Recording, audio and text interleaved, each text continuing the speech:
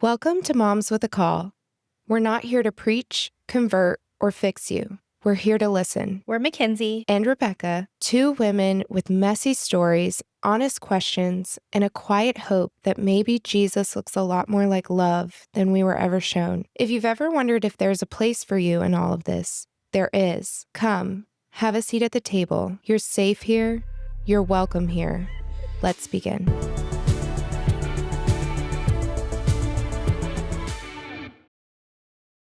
Welcome back to Moms with a Call. Today we have a very special guest on, Miss Kellie Griggs, godmom to my babies. And yeah, we're just excited to get this conversation rolling with you, and you're so full of wisdom and grace and love. So we're happy to have you on and hear what you have to say. Yeah, we're doing a little girls wine chat. Yes. Let's get started. Cheers. Oh, and you have to take a sip, right? Or Bad luck, right? Or not. There we go. Drink There we first. go. Yes. Okay. Well, do we want to just go ahead and dive in? Yeah, let's do it. Yeah. Okay, great. I'm going to look down at our phone just so we can kind of ask some questions as we go. But the first one is kind of giving us a little bit of background and some story into your childhood. Could you tell us a little bit about what it was like growing up and your childhood? Oh, absolutely. How much time do we have? Yes. All the time in the world. So I'm thankful for my childhood, not in that it was this uber traditional upbringing, but in the fact that I really had the opportunity to be around extremely strong women in my life that raised me. And my parents were divorced. But that also gave me an opportunity to really learn how to be compassionate and empathize with other people. And so growing up, I was born in Winston-Salem, North Carolina, and my parents divorced when I was around 2 or 3. My mom and I lived in Hawaii. Wow. Yeah, on the island of Hawaii. I went to kindergarten there. I love it. When I know this fact about you. Learning something new. And then we lived in Kansas, Topeka, Kansas. Wow, and yeah. She worked for the government out there and would go back and forth between Winston-Salem and Topeka, and graduated from high school out there. And my dad and the rest of our family still lived in the Winston-Salem surrounding areas. My mom originally is from Bishopville, South Carolina. Okay. And so her side of the family was there. I went to college for a semester and did not do great. You know, you have to go to class and not party and what? All those things, right? So like that 1.6 GPA. Whoa. Yes. You know, I can laugh about it now, you know, 30 years later. Yeah. But I just wasn't ready. I went, and I would say that I was in this very confused state of life. I didn't know who I was, what I wanted to do. And so I just invested in things that didn't invest back in me or bring anything good. So that earned me a job as a waitress. And I just went into the workforce for a bit and really decided pretty quickly that I needed to go back. During that time, I had moved back to Winston-Salem. I really missed family. I missed home. Was your dad always there? He Okay. was. I want to be really respectful of this. He passed in 2016. Oh, gosh. And I want to be very respectful of my mom and how she navigated some of that, and also my stepmom Wendy, who is just a beautiful person too. There were some complexities, I think is the best way to put it. And they were able to move past much of that as I became older and having children. But yeah, I had a chance to get to know my dad a bit better. Transparently, it was probably not the easiest relationship. We hadn't seen each other since I was 12. So imagine an 18-year-old girl moving back in who is very confused and is having a really good time in life Yeah. and is lonely too, right? So I just didn't have this sense of self. I moved in with my dad and my stepmom, and they had a new baby too. So I mean, I am certain that this was uber chaotic, but I was just searching. I was searching for something that I didn't know. I think I had filled in all of these thoughts and beliefs of what my life was going to be when I moved back to Winston. And it certainly wasn't at that time, but God, right? And that's the best part. I was able to really meet some amazing people. Went through some hard times. You have to hit rock bottom sometimes to get into that space and to start believing in yourself. And I will say the whole time, my mom, my aunt, my grandmother, my aunt Deanie, who passed of metastatic cancer back in 2005, they never stopped believing in me. And I think there's just something to be said about having those women in your life that really believe in you, that pray for you. And so they were just waiting patiently on me. Yeah. Were they waiting, when you say that, were they waiting for you to like figure out what you wanted to do with your life? Were they women of faith and they were waiting for you to step into faith? Did you have a faith at this point in your life? Great question. So I was raised in a home, I was raised Methodist. Now my mom's side is Jewish. So, and many are Jews for Jesus. So there was always this knowledge. I knew who the Lord was. I didn't remember this time growing up that I was like, oh, I gave my life to Christ at this point in time.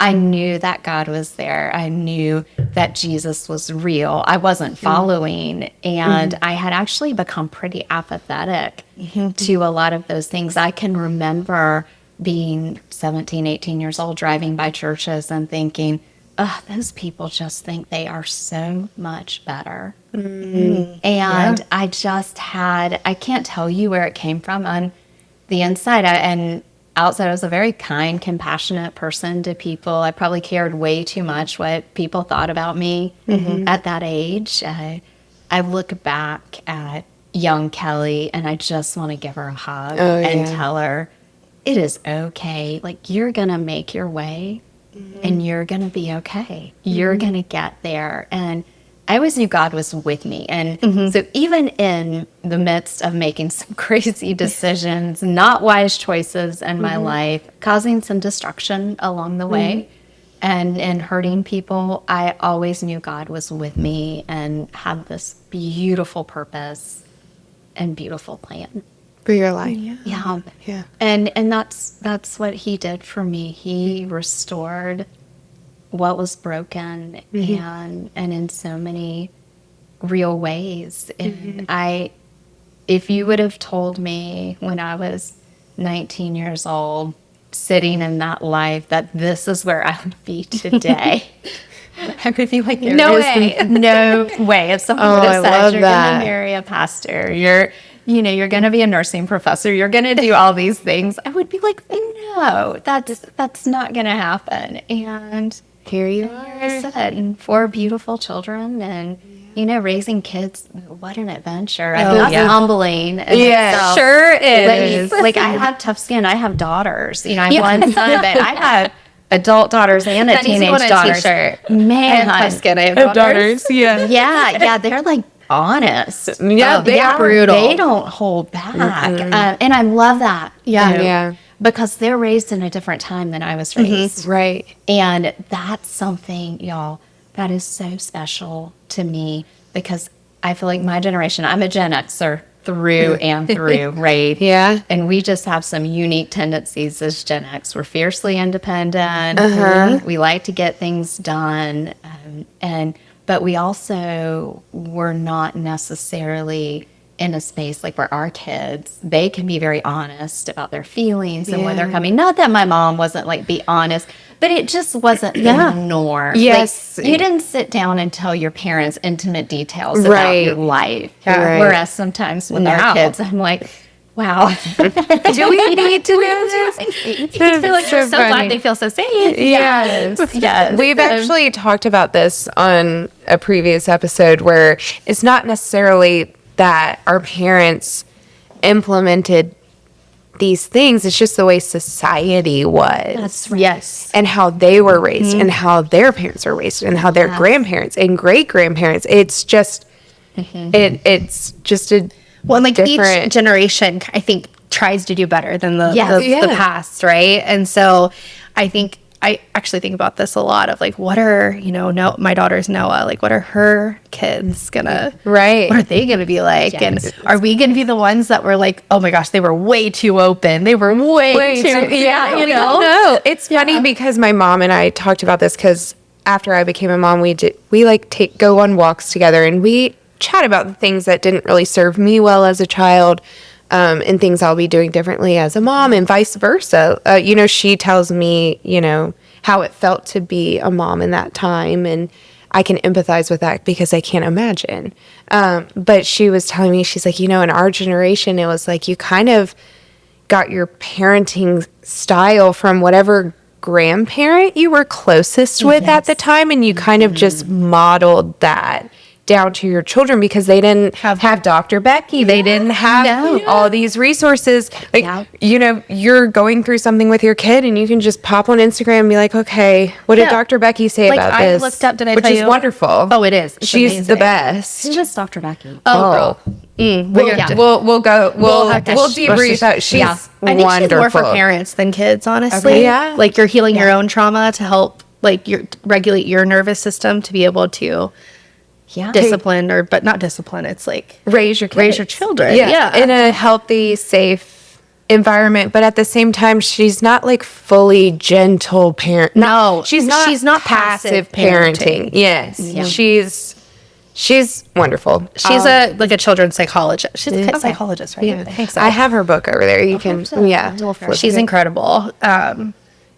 But yeah, I guess I love we get on little Yes, we do this often. So I do want to say too, like I look at my mom, I look at my grandmother who has since passed, my Aunt Deanie, who's passed, my Aunt Carol, who is amazing. She is the one who came in and has taken care of our kids. And I just think they are badass. I can say that, right? Yes. They are. And I don't think, when you're growing up, you just don't see the sacrifice that they're making because they're quiet about it. And as women, I just think we do. Yeah. Or you're saying like you felt like you couldn't share your feelings as a child, but they're turning around and having the same feelings as the caretakers. Like, well, we can't unload the hard feeling stuff on our onto children. Right. Yeah. The hard stuff onto our kids. So it was almost like, I wonder if it's just multiple generations of women just being silent and Yes. disassociating, and I essentially. probably would have. I think my mom would have loved for me to have sat and just shared my life with her. Oh, sure. Yeah. But at that age, you just, you're like, I've got this. I'm Right. good. Now I'm like, why didn't I just hang out with her and my family instead of worrying about all of these other people who didn't love me or have my back? Yeah. Yeah. Oh, that's so, I love that you say that. Yeah. I do look back sometimes and think I should have been like, no, y'all go to that party. I'm hanging out with Liz over here. Yeah. Like, we're going to go shop. She's going to make one of her amazing 5-course meals. Oh my and I'm actually going to learn to cook. Maybe I'll learn to play the piano. Yeah. So I think one of the beautiful parts about getting older is being able to reflect back and to give yourself grace. And I find myself, my husband Sterling, we apologize to our kids. We let them know when we've maybe missed the mark as parents, or if we've handled something. Oftentimes as a parent, I find that I will project my own fears onto my children. Yeah. And that's something I'm working on. Yeah. Because It's just hard. because I've gone through something and processed it a certain way doesn't mean that they're doing the same thing. And in that quest as a mom to protect, there are times that I will just project and create all of these scenarios that could happen. And they're like, Mom, we just wanted to go get a pizza. It's not that deep, bro. Yeah, it's not that deep. So my parenting gosh. is not easy, and I'm just thankful for grace and compassion. Amen. They give it back to us. So Oh, good. Yeah. Yeah. Oh, well, I mean, I want to kind of dive into maybe a little bit of the harder stuff that you were kind of alluding to in your early years. You said you were a little bit distant in your faith. You didn't know quite what you felt, where you were going, maybe what your purpose was here. Can we dive into what potentially changed that, or set the scene for that? Absolutely. And I'll tell you, I just haven't thought about a lot of this in many years, and it just speaks to as we grow and how far we come. So I'm glad to revisit this because I think it can be helpful to other people. Yeah. Because I really hit a point where I hit rock bottom. And when I say rock bottom, I was lonely. I had friends, but they were not the type of friends that were the girlfriends that lifted you up. They were fair weather friends, or they were drinking friends, or y'all know Of course. those. Yeah. The type of friends where you didn't have to get too deep. You could stay surface. I didn't have the friends that could call me out to be my best self. I didn't have that. And I think subconsciously I chose to be around people who would not call out some of the things I was doing because I didn't want to feel that discomfort of being held accountable to certain things. But I knew in my soul something was off. I mean, that was crystal clear. And this is maybe college or high school, middle school? I would say starting in high school, and I was extremely insecure in high school, and which is crazy because I was a cheerleader. I was you're beautiful. co-captain of my cheerleading squad. I would look in the mirror and I would think, what's wrong with me? And I wouldn't say that. I think it just was internal. There was just something missing, and I would just not feel enough, that not enoughness. And that carried with me, you know, knowing what we know now.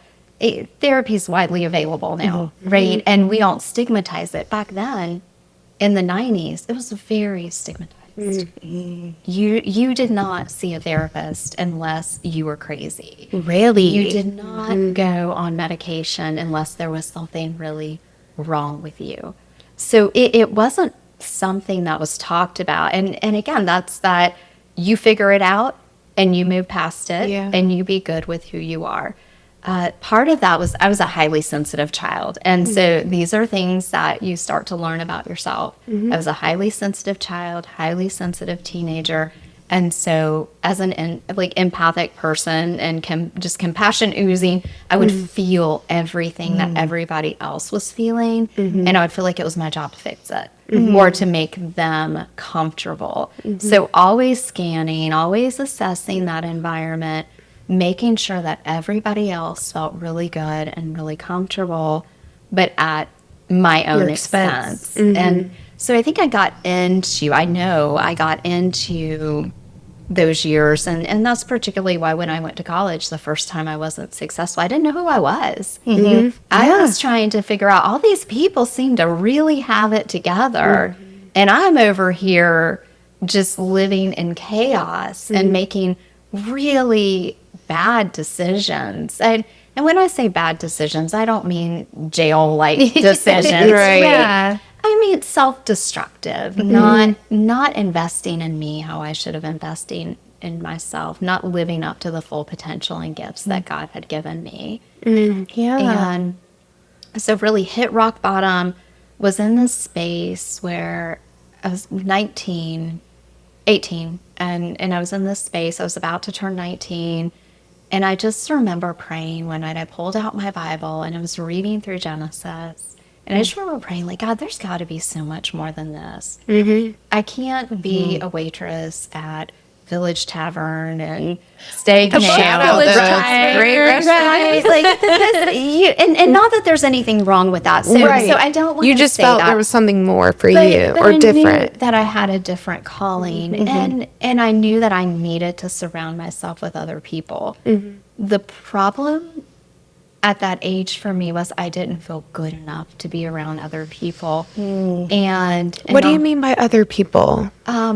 when I say other people, I mean people that were going places, that were in college, that Gotcha. were successful. Like-minded peers that were stepping into So their... I felt out of step in that Gotcha. world, and I felt that I didn't belong. But then you also felt out of step in the other Correct. world, in say waitressing, or so you didn't. That must I be didn't incredibly know. lonely. It was lonely. Now, I didn't know that that's what Yeah. it was at the time. You know, when you are in a mess, you don't really see how deep in that mess you are. And you don't have that outside perspective. Plus, I had no years of lived experiences behind me.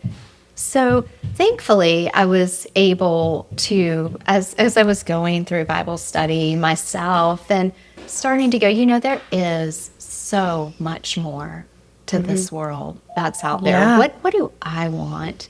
And I just began to pray that God would put people in my life. Now, I was still feeling like I was living between, you know, two worlds where I was trying to just on my own figure out who I was, kind of stepping back. I really made a commitment to say, I don't want to jump into any new friendships, new relationships until I know who I am. Right.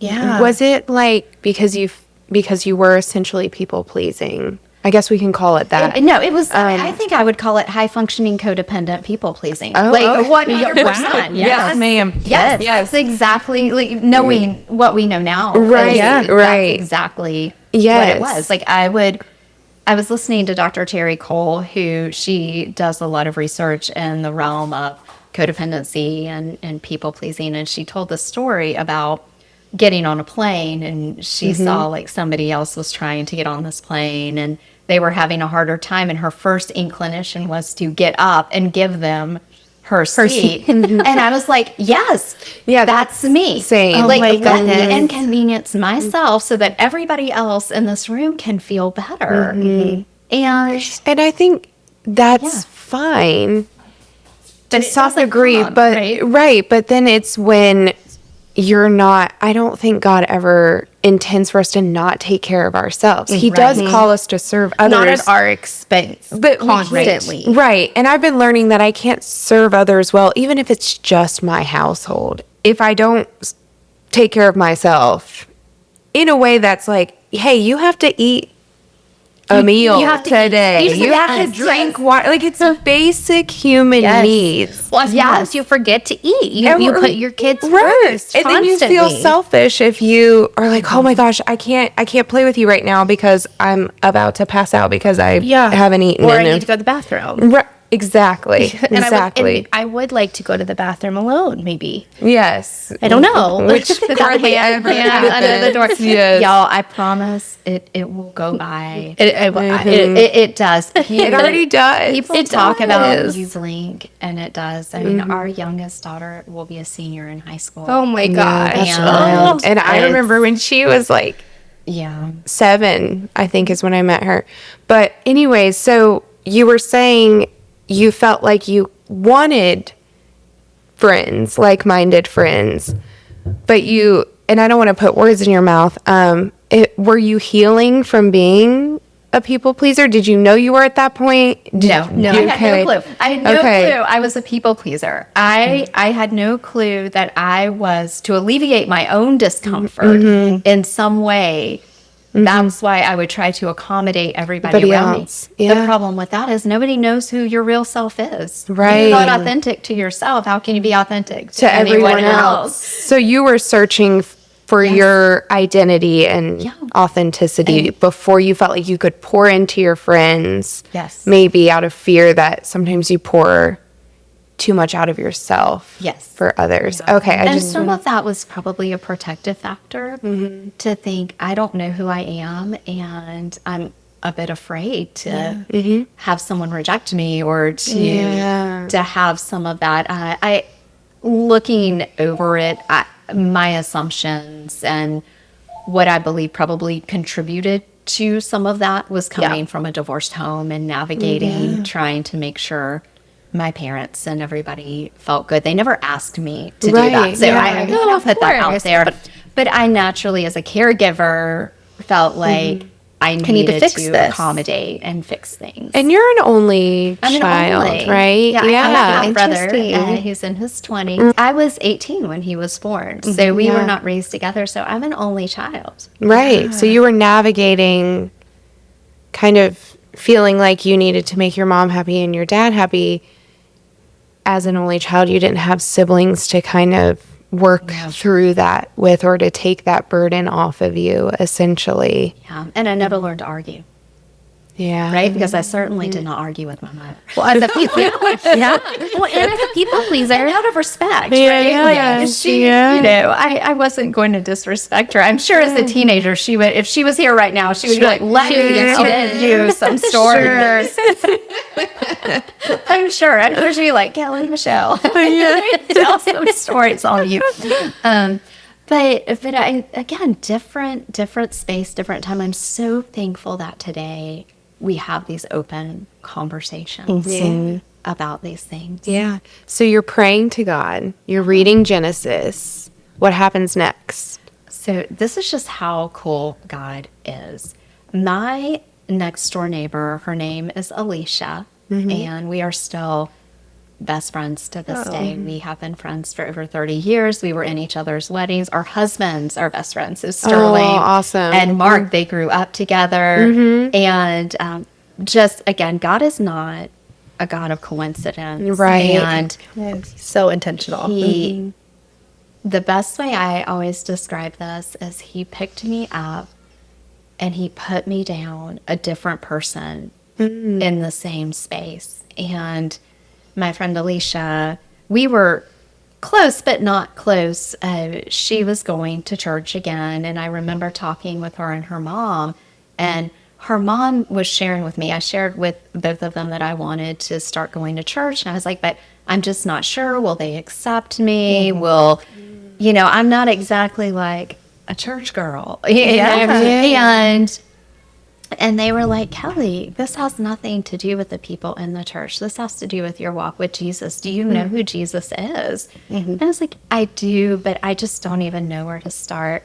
And I took that with me. And it was maybe 2 weeks later, I had been out having a really good time on a weekend. And my cousin Lynn came by the house. It was early Sunday morning. She said, get dressed. We're going to church. And I was like, I'm not going. I'm unwell right now. Like, I am not feeling good. I can't go into church like this. There's no way. And she's like, God doesn't care. Get up, shower. God doesn't care. God doesn't care. No, like, he doesn't. And take I a didn't shower. understand the impact of this. So here's what I did. We were going to Center Grove Baptist Church. It's in Clemens, North Carolina, just a little bit right outside of Winston-Salem. So I shower, and y'all, I'm not proud of this moment, but I was like, yeah, let's see how these people really are in this church. I put on like the tightest thing I could find. Interesting. Wow. I know. People pleaser too. Yeah, a little, you know, a little rebellious side. spicy So I put on like this little, you know, like boob shirt kind of thing. Y'all know what I'm talking about. Like it wasn't like crazy Rebecca, revealing. you know what we talk about. Nothing is not a boob shirt at this point. Even there. So I'm glad women are listening to this podcast, right? Sorry, men, if you're listening. So I put this on, and I'm like, I'm driving, and so we pull up, and I think I have like some obnoxious music playing.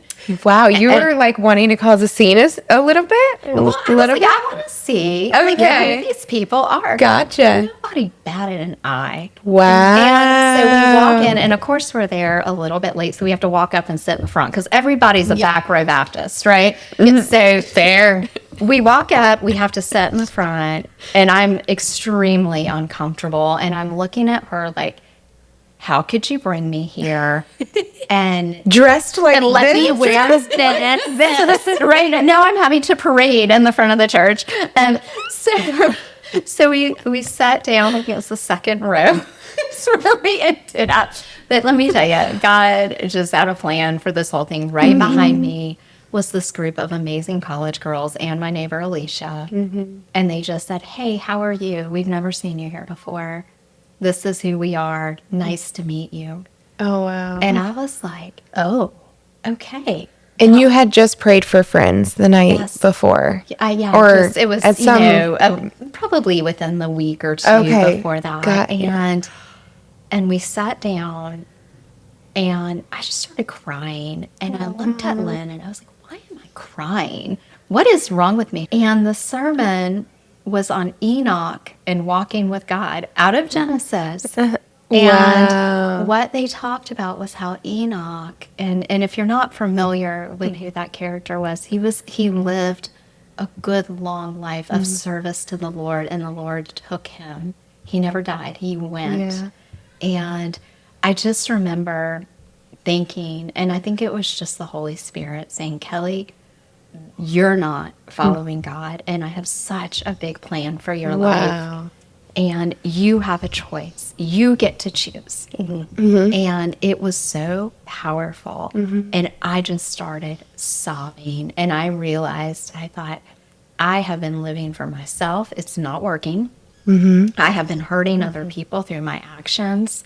I have to make this right. And I have to move forward and live in the gifts that God has given me. And I've got to figure out how to love myself too. Yes. Amen. And that I remember going home that day, and I said, Lynn, can we come back to church tonight? Oh. And we Yeah. did.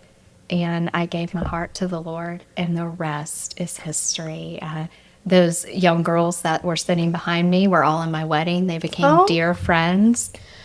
And God just, again, he heard my cries. He heard my grunts and my groans. And when you don't know what to speak, there he is. And he took this broken young teenager who was throwing herself into guys and into drinking and into smoking weed and into doing all of these things that were not contributing anything Right. into my life, and having friends that were not out for my best interest. I would just call them acquaintances, right? Yeah. Surface level friends almost. Surface. Yeah. I find it ironically refreshing that you were reading Genesis when you originally prayed this to God. And it's like the book of Genesis begins, the world is dark, and he made it new. And once he made it new, he said it was good. And that's like immediately where my mind went when you were like, he picked me up and put me down. And you were like, and I was reading Genesis. I'm like, oh, it's such a mirror of that story. With Oh my how, gosh, it is. Yeah. Wow. Sorry, that just like, Never- yeah, I've I never never thought of it that way. Well, I don't know why the Holy Spirit probably took my mind there, Yeah. but I was like, gosh, that is so beautiful. And then you go to church, and it's funny. I feel like God does have such a sense of humor because we are image bearers in his name, and I'm like, he has to be funny. Not tooting my own horn, saying I'm funny, so he has to be funny. But You are funny though. he has to have humor. You know what I mean? I think he does little winks. You know, and Yes. sometimes And they're funny. And so in my mind, he's like, yeah, girl, walk up in that church like that. Like, that's I'm gonna make you sit in the second row. Yeah. That's right. And then you get the friends that you prayed for, but you weren't necessarily ready for. And then I hear you say, you know, you were a people pleaser and you were trying to make everyone comfortable around you. And then you were saying you were being selfish and living for yourself. And everything is such a mirror. And so it's just so powerful to hear stories like this and to see how he's woven in and worked. And I think it shows too the power of free will. Like, he did give us free will, and he's not going to essentially control that. But you said it wasn't working for you. Like, you Right. tried it your way, and it wasn't working. No, and And clearly he graciously lets us do that. he doesn't. He is sovereign. He is sovereign. And I can see it looking back now over these many years of serving Christ. I can see the plan. I can see how it all worked out now early on. And I'm sure you're going to ask me questions about this as we move forward. I think I found a lot of shame in my story early on as a new believer. As a new Christian, I felt a lot of shame. And I had to work through a lot of that because 90s and early 2000s church culture was very purity culture and a code of ethics and behaviors. And Yes, it was. so navigating through that as a new believer in your late teens, early 20s is a difficult thing. Right. Especially when you aren't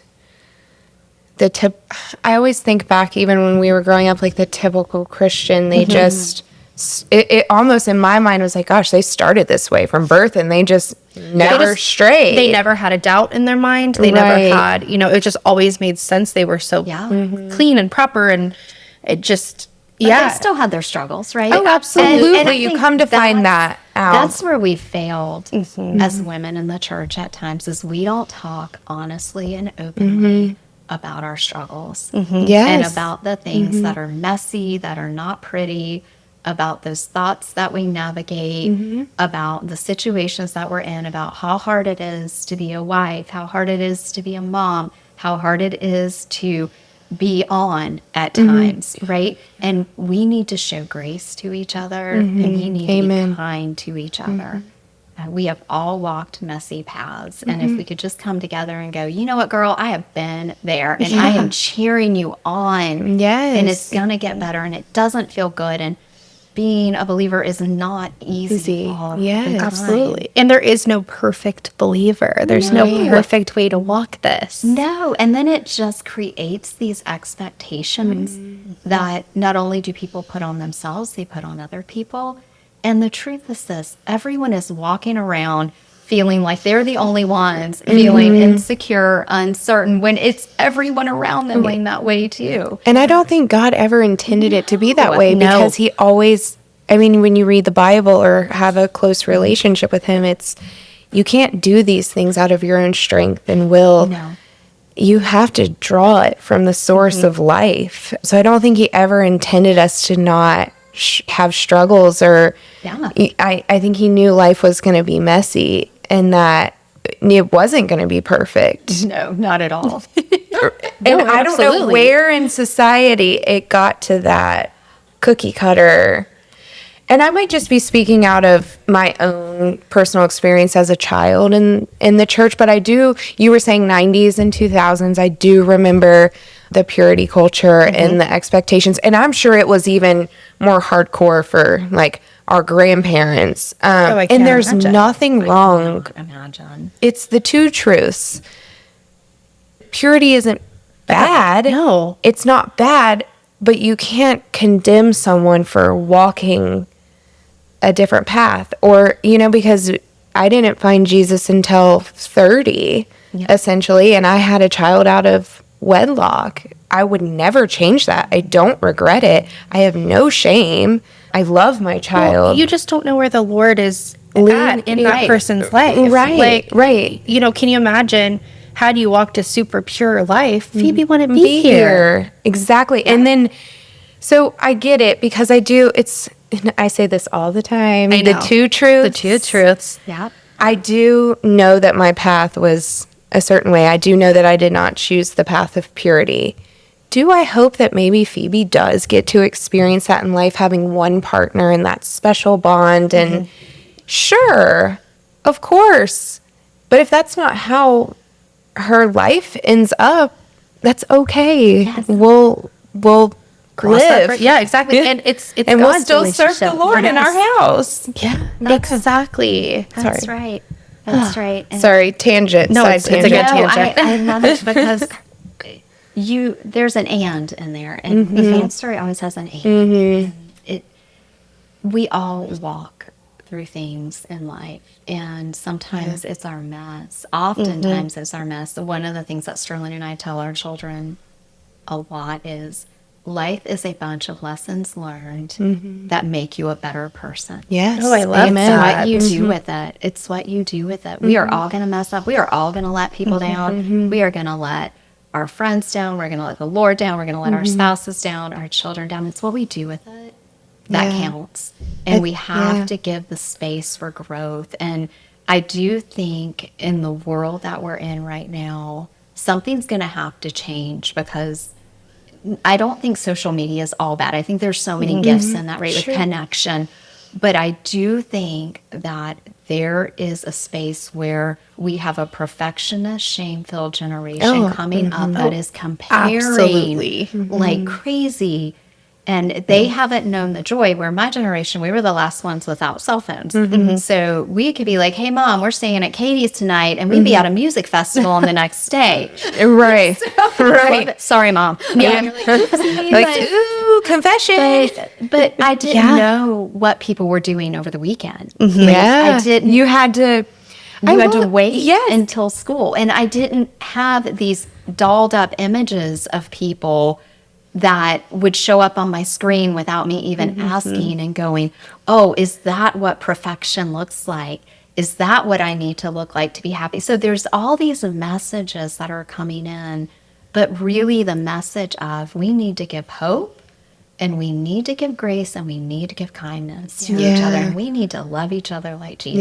Yeah. And I think people are looking for the real, the raw, the vulnerable, the Which is messy. why we created this. Yes. Exactly. Wait, can I to give you a side note on social media? I was with my friends. One of my friends is a ER doctor.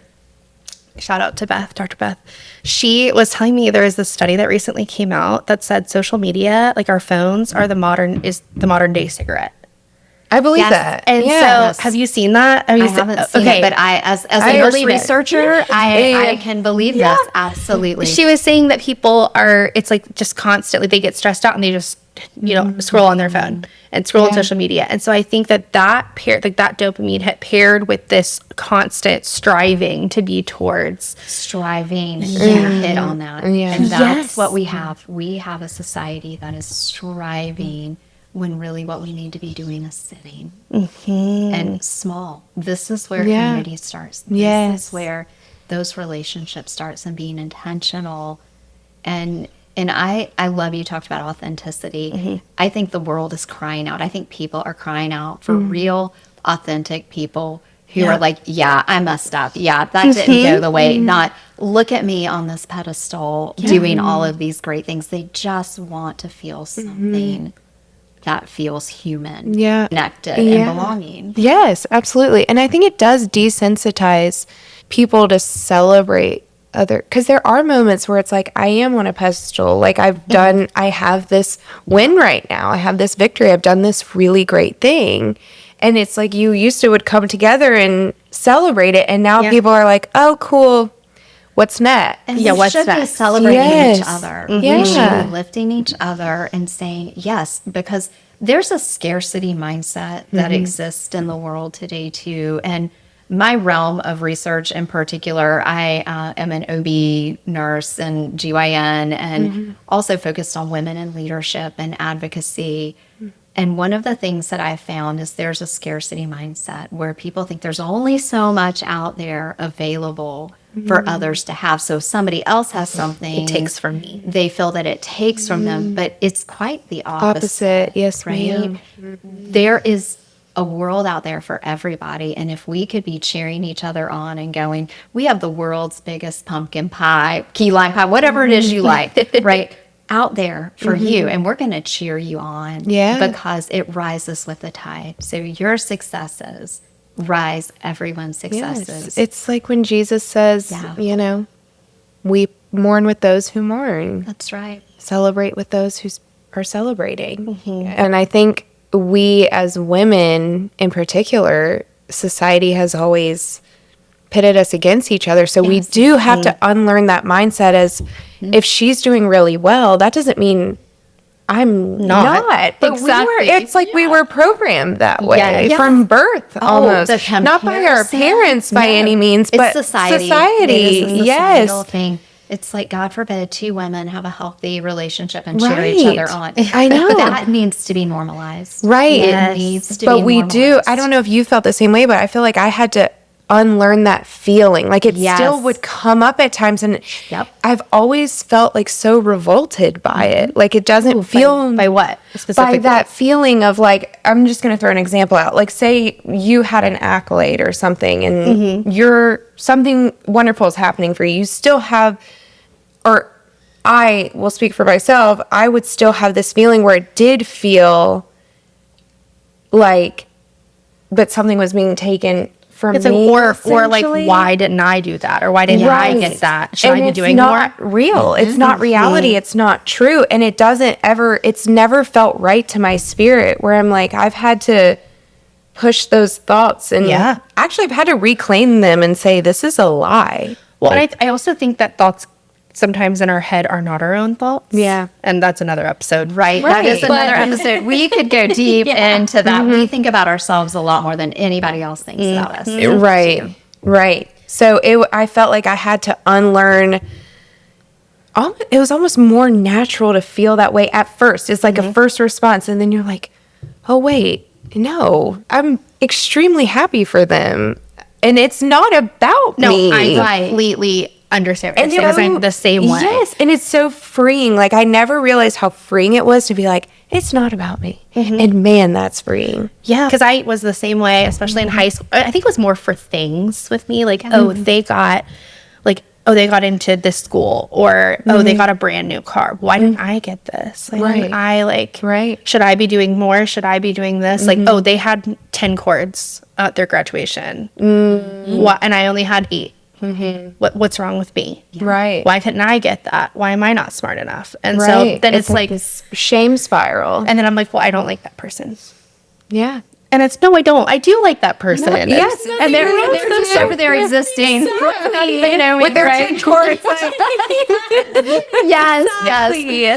Oh, I love that we're talking about that, because it is such a, I guess it is a problem. Like, It is a problem. It's a problem. And I guess what is it? Like jealousy in a sense. It's yes, very the spirit jealous of jealousy. woman. Yeah. And I feel, especially with women, I think men obviously get jealous too. Yeah. Sure. But There there's is different. Yeah. I feel like men, at least, and I'm just speaking like from my husband's perspective, not for all men.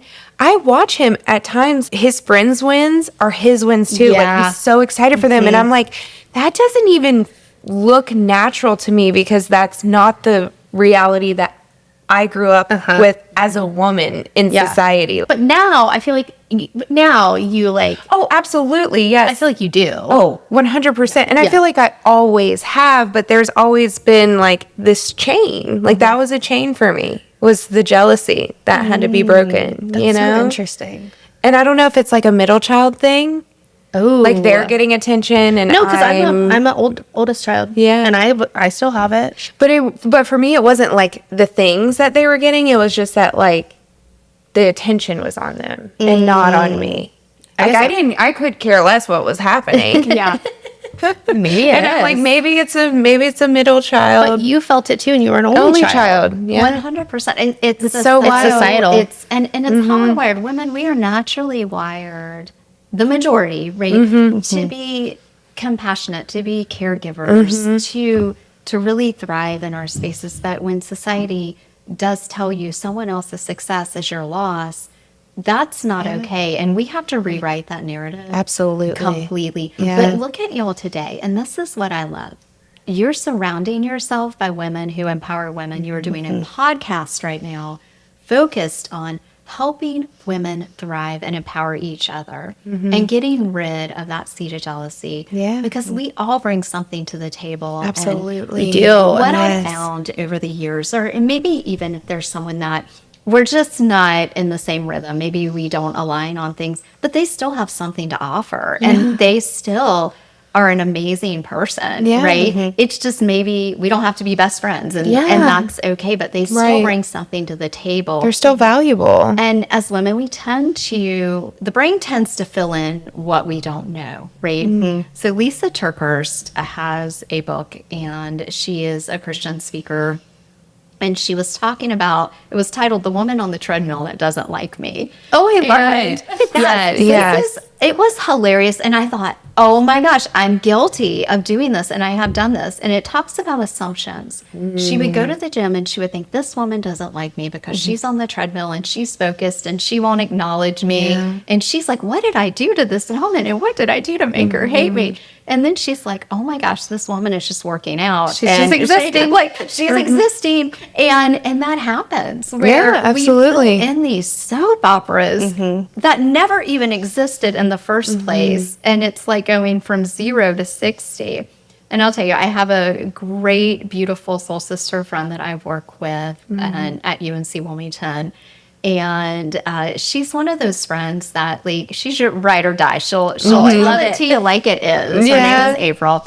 And I was sharing something with her one day, and she said, Kelly, I'm going to stop you right there. She's like, first of all, you have gone from like zero to non-reality in this story quickly. And I was like, okay. Oh. And she said, Bold. you're comparing. Oh. And I was like, I don't think I'm comparing. She's like, no, you're comparing, and it's subtle comparison, and that's why you're feeling how you're feeling. She's like, you have nothing to prove, and you need to take that person out of your story and do the thing that you're called to do and quit comparing, because it's not becoming on you. Wow. And I was like, we all need a friend like that. I needed I was April. like, Truly. oh, That's but wild. you know what? I needed to hear that because I was a bit righteous in my mind. And I think we've all been there where I'm absolutely. like, oh. And then this poor person didn't even know that I was comparing myself to them or what they had done. It's like those reels that you see on Instagram. It's like, can you imagine hating me and I'm just at home with my kids? Yes, like doing Diane pillow on the couch. And With y'all, hair. I'm That's close. I haven't showered in 3 days. I'm 48 years old. I know better than to feel that way. I've lived enough. I've cheered But on it's enough so women. real. And I thought, oh, Lord, forgive me. How did I end up in this space? And it's because I was just striving for something that I wanted. And I didn't quite make that mark. Here's the beautiful part. That wasn't what God had for me. And something else ended up coming up that was even better. Yeah. But it's Even so better, easy but to to get have- sucked in that. It right? is. Oh, and you take it so personal. Yeah. Too. You're like, what did I not do? What did I? And so I get it. I've been right there. And then it is that gentle. I think God used April to just gently convict. Yes. Maybe a little not gently, but Oh, no, I need it. Do you know, we all need that friend. And No, we do. yes, you know, we all have those friends that do different things. I have a great friend, my oldest friend from high school. Her name is Courtney, and I'll tell you, she has seen me at my worst and at my best, and we've been friends since we were 14. Yeah. And she, even when I just wasn't communicating with her because I was so shame-filled during that very dark time of who I was, she never gave up on me. She was in our wedding. You know, she just she's a light, and I love that. And then you were talking about social media. One of my neighbors, her name is Lauren, and she owns a hair company with a purpose and skin company, and they focus on human trafficking awareness and social media awareness for young girls. So, which is so surrounding I know, we need to ourselves have with her on. I would powerful, love to have her on. y'all, Yeah. surrounding yourselves with powerful women who are not afraid to be truthful with you. And I think that's another thing with friendship. I've spent way too many years of my life, and I am working on it. I wouldn't say I've perfected it. Too many years trying to say the right thing or trying to make a friend feel comfortable when really what they needed was my honesty. And that's not friendship if you're not being honest. Yeah. And so I think getting to that space where we're comfortable to have that compassionate honesty Yes. that's meant to build someone up Right. to go, you're not in the space you need to be in, and I know you can do better. Right. And I want best for you. It's what my husband and I do with each other. We are on the same team, and he wants me to be the best me. I want him to be the best him he can be. And so we just have to intentionally strive for that. And I think if enough people start doing this, and through the lens of being a follower of Jesus, right? I think we're going to see change in our society and in our world. It starts small. Yeah. Start small. That's something I've actually been praying about the past maybe week and a half, 2 weeks of not for friendships that are godly, but I've had such a conviction on how I am as a friend to others. And I'm very much that friend and I don't not like this about myself, but I'm very much that friend that's like, I'm never going to judge you. You can be whoever you want to be around me. And there could be things that they could be doing that's like potentially hurtful to themselves. And again, I'm like, when you're talking about this, I'm like, I don't know if I am that friend to other people where I could you know, like call them out. And I've always, now the period of time where I was in like my dark time, I know I was a terrible friend to everyone around me. I was not a good friend. I didn't keep friendships long, but relationships and friendships are so important to me now that I take them very seriously. But I feel like that was like my last missing piece, because it's been on my mind of just how I can be a good friend. I don't feel like I allow myself to be honest and truthful with my friends. Why do you think that? I don't know, because do you fear abandonment? No, I don't fear abandonment. I think I'm always that person that is thinking, well, how would that make me feel? I don't know if that would make me feel really good. When the bigger picture is, they might not feel wonderful in that moment, but you're being helpful. Yes. You're creating a safe space for honesty and connection and repair. I just don't think I've allowed myself to get to that point it's almost like we were saying we don't want to be passive parents. I feel like I'm a passive friend. Ooh. That's another podcast right know. there. Yeah. It's so normal. I think that is a really normal thing. When you've walked through stuff and you have the realities of what that feels like. Yes. Sometimes you just want to be that friend that says, I get it and I understand and I'm here from you. And there's that balance. My mom will tell people this all the time. I was that kid that would come off the bus crying in kindergarten, first, second grade, and she thought I was getting bullied for a while. She's like, what is wrong? What is going on with you? And she's like, are you getting made fun of at school? And I'm like, no, but this person's getting made fun of and this person. And I was like so upset. She was like, you came home every day crying because someone else got made fun of. But it's almost being an empath to a fault. Like, there's nothing wrong with being empathetic. But discernment has to come in. It's a lifelong struggle. So from one to another, it has taken me 48 years to almost get there. It is a lot of prayer, a lot of discernment, and a lot of being able to figure out what you need to carry, what's not yours to carry. Absolutely. Because when you carry everybody else's burdens that are not meant for you, right? We need to pray for each other. We need to mourn with other people. Absolutely. Yes. Right? But what Jesus did not mean for us to do was to carry it so that it weighed us down so much. Well, and I think that's what he felt on the cross was everyone's burden and everyone's pain. And he's like, I've already done this, so you don't have to. But I'm so like that. I take in energy that does not belong to my soul at all. I've seen that from you just in the short time. I feel like it's not even a year yet. I know. Yeah. And so I've definitely seen you taking that energy and it's hard on you and your spirit. And I think that it's so interesting that we're on this podcast together because I feel like I almost have the opposite spirit. And sometimes I can be a little too hard or too harsh and say the wrong thing. I know you don't think that. I know. But I don't want to discredit your feelings. Sorry, we've totally hijacked your session. Like, let's talk about that for a second. While you're here, we need a therapist. I know. That's right. Let me just be everybody's mom. And I find myself in that space a lot. I do feel like everyone's mama, and I love it. Yeah. I love it. I think it's such a sweet place. Well, actually, let's kind of go back, I guess, because I want to talk about your husband and walking through that still. Yeah. So maybe we go back and like set the scene. Where were we? We were in early 2000s. That culture. I'm assuming there's maybe some church hurt there. Oh, 100%. Okay. And I've been navigating through what I know is that church hurt is real. But the church is filled with humans. Absolutely. And imperfect people. Oftentimes, there are people who are unknowingly causing that.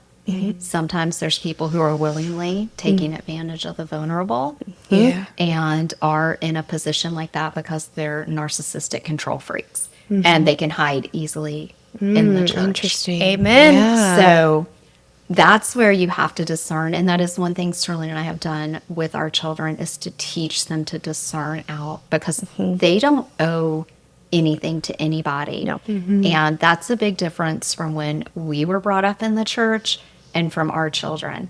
They do not have to give 100% of themselves to somebody who is not giving back to them or deserves that investment, right? Absolutely. They don't have to trust somebody blindly, because that's how abuse Because has they're a been leader in the allowed church. in the church. And I'll share a story in a moment about that I've never shared it publicly.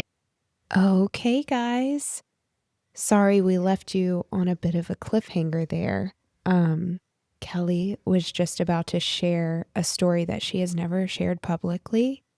So you guys will just have to tune in to part 2 of Kellie's testimony, where you will hear that story. You'll also hear about how she met her husband, the difficulties of going back to nursing school while raising small children, and meeting the President of the United States. Yep, you heard that right. The President. So, stay tuned. Thanks for being here with us today. If something resonated, maybe a sentence, a silence, or a story, hold on to that. If you felt seen or stirred or simply curious, we hope you'll join us again. Until then, stay open, stay tender, and remember, there's always a seat for you at the table.